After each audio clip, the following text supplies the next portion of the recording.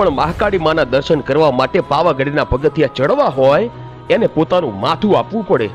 અને પછી કહેવાય છે કે ગઢ પાવાની કાળકાએ જે પરચો આપ્યો એ કાળજા કંપી નાખે એવો મહાકાળી માનો પરચો છે બાપ। પાવાગઢના પતઈ રાજાના પિતાશ્રી મનુ રાજા એ મહાકાળી માં સાથે વેણે વાતો કરતા અને મનુ રાજાને એક નિયમ હતો કે તેઓ રોજ સવારે ઉગતા સૂરજની સાથે ચોખ્ખા ઘીની સુખડી બનાવી અને પાવાગઢના ડુંગરે માતાજીને જમાડવા જાય।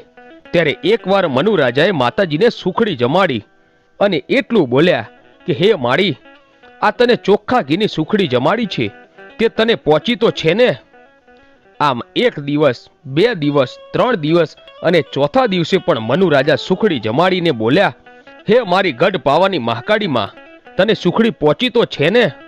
ત્યારે મારી ગઢ પાવાની કાળકા બોલી કે હે મનુ રાજા, એક 1.25 શેર ઘીની સુખડી